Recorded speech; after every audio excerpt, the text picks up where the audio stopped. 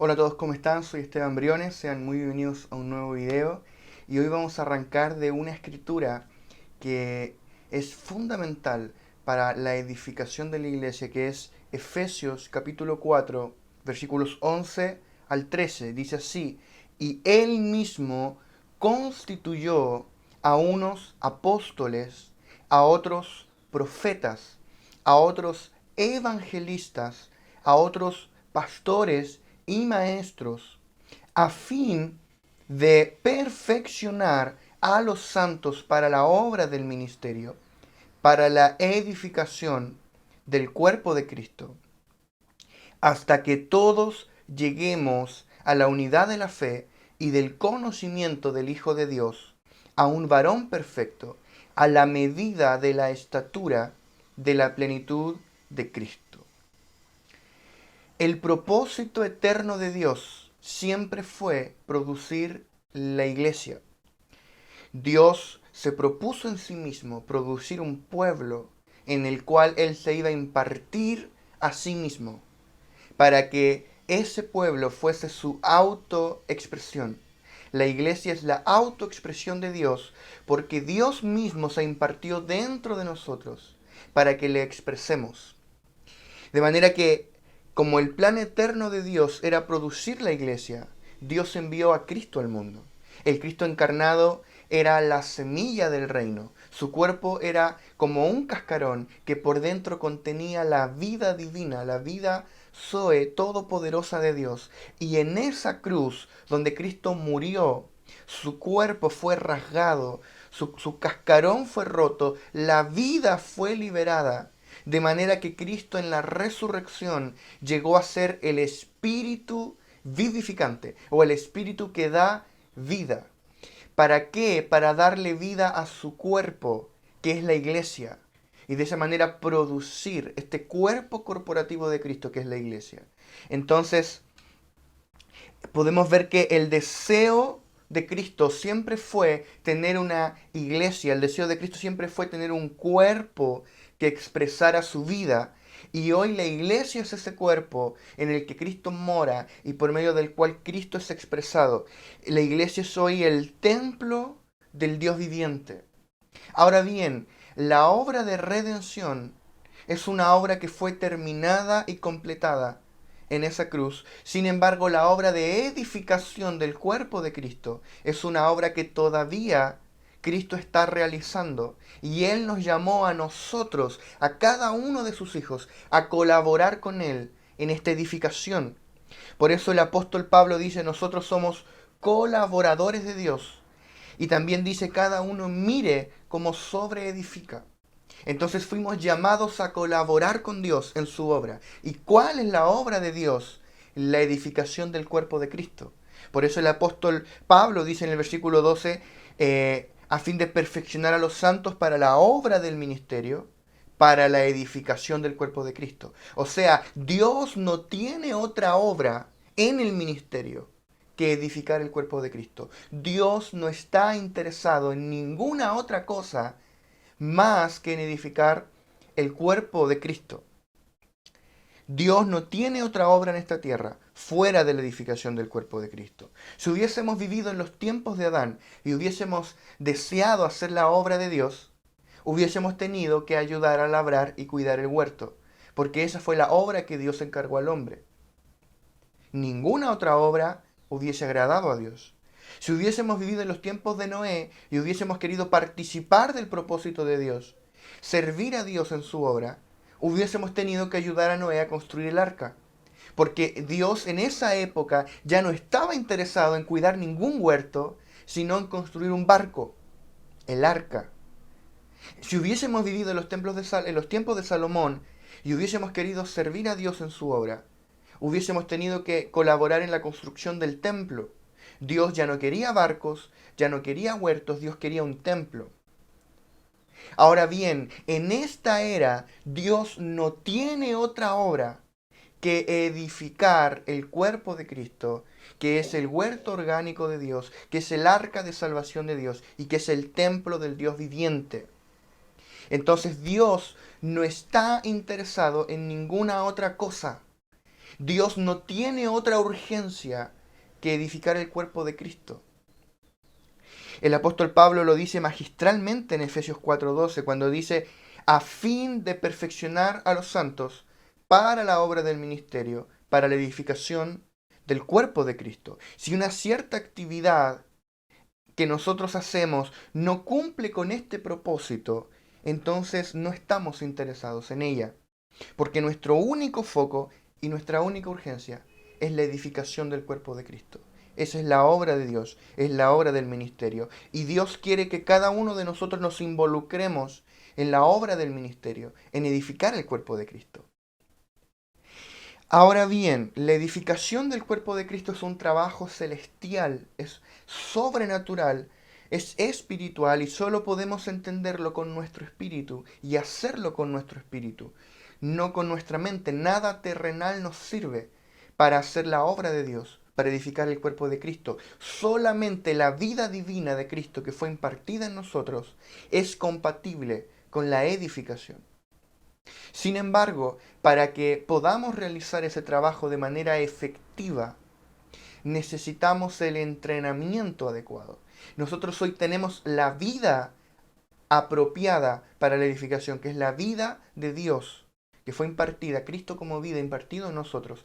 Pero ahora necesitamos el entrenamiento apropiado para esta vida, para poder hacer eficazmente nuestra labor en el reino, que es edificar el cuerpo de Cristo. Y para eso Dios puso a apóstoles, profetas, evangelistas, pastores y maestros.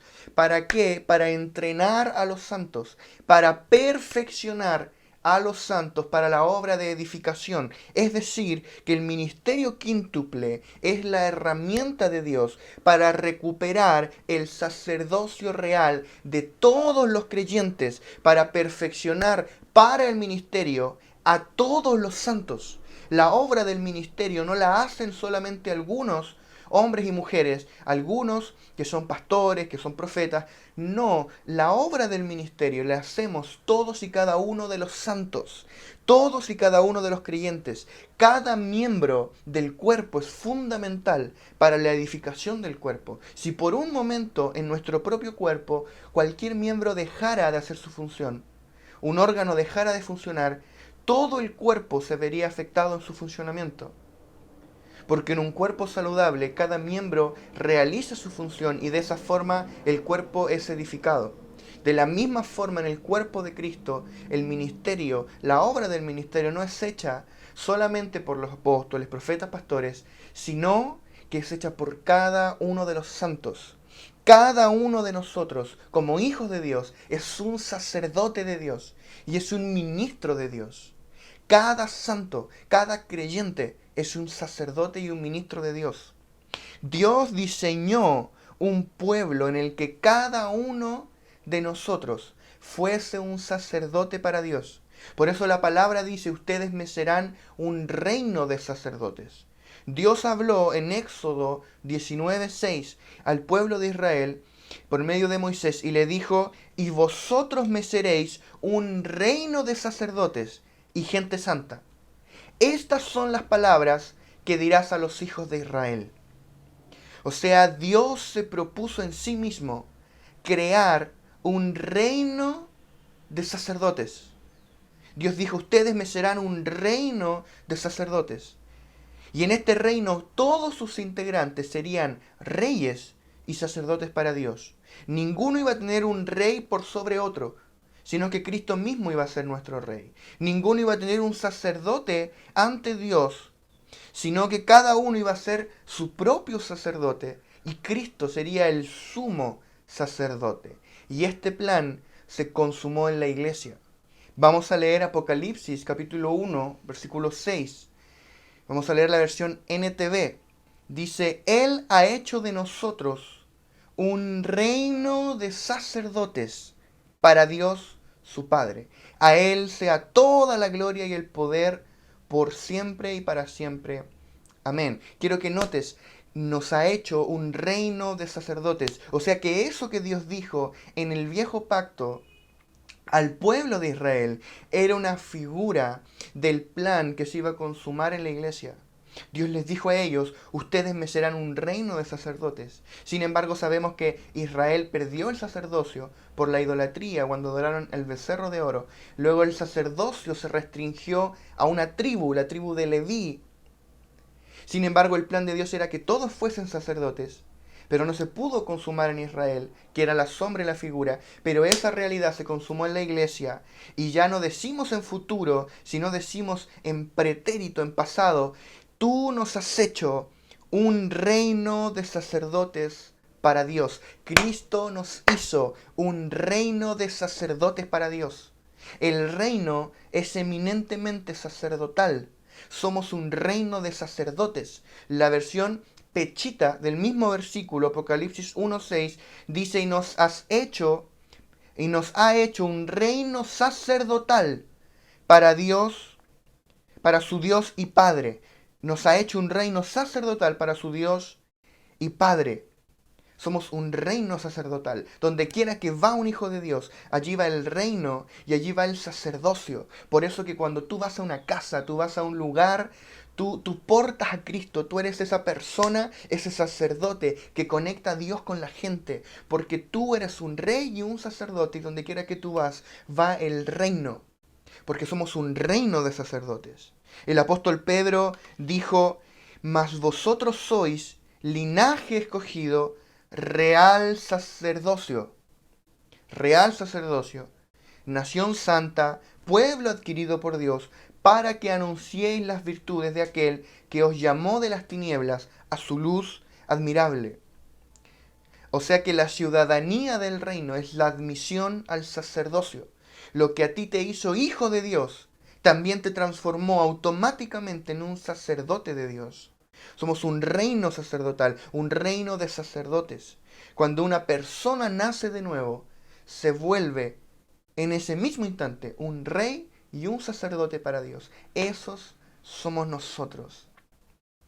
Todos los hijos de Dios somos sacerdotes de nuestro Padre. Para Dios no existe ninguna distinción entre sus sacerdotes. Para Dios no hay jerarquías sacerdotales. Dios reconoce solo una casta sacerdotal, sus hijos. No hay otra casta sacerdotal para Dios, porque en el reino cada uno de nosotros fue llamado a ejercer el sacerdocio bajo la dirección de nuestro único y gran sumo sacerdote, que es Cristo nuestro Señor. Todas las religiones tienen castas sacerdotales, un grupo especial constituido para ser sacerdote y el resto no. Pero eso no es así en el reino de los cielos. En la iglesia de Jesucristo, todos y cada uno de nosotros es un sacerdote para Dios. Somos un sacerdocio, somos un cuerpo sacerdotal para nuestro Padre. Hebreos capítulo 10, versículo 19 al 22 dice, así que hermanos, teniendo libertad para entrar en el lugar santísimo por la sangre de Jesucristo, por el camino nuevo y vivo que Él nos abrió a través del velo, esto es, de su carne, y teniendo un gran sacerdote sobre la casa de Dios, acerquémonos con corazón sincero, en plena certidumbre de fe, purificados los corazones de mala conciencia y lavados los cuerpos con agua pura. Esto es glorioso. Hebreos es una carta que nos revela el sacerdocio. Nos revela el sacerdocio de Cristo y nuestro sacerdocio en el nuevo pacto.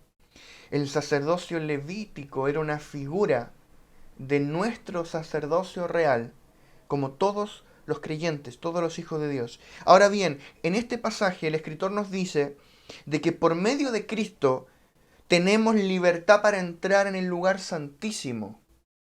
Quiero que nos detengamos ahí un momento. Por medio de Cristo, no solamente lavó nuestros pecados, no solamente nos hizo hijos, no solamente nos hizo ciudadanos del reino, dice que por su sangre tenemos libertad para entrar en el lugar santísimo. La pregunta es ¿por qué? ¿Para qué? Solo los sacerdotes entraban al lugar santísimo para ofrecer ofrendas y entraban una vez al año. Esto nos muestra que el plan de Dios era que cada uno de nosotros entrara al lugar santísimo y fuese un sacerdote que ejerciera el sacerdocio delante de Él. El propósito eterno de Dios siempre fue formar un pueblo de sacerdotes, que es la iglesia, donde cada uno de nosotros sería un sacerdote y entraría en el lugar santísimo celestial delante del trono de la gracia para ministrar a Dios, teniendo un gran sumo sacerdote que es Cristo. Por eso nos podemos acercar a su trono con corazón sincero, puesto que hemos sido lavados y purificados por su sangre.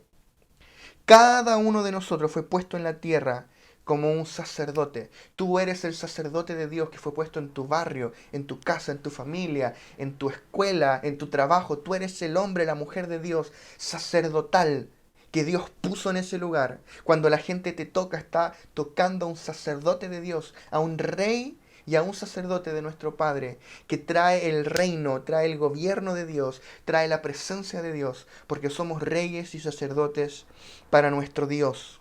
Somos un reino de sacerdotes, el real sacerdocio de Dios, el reino sacerdotal.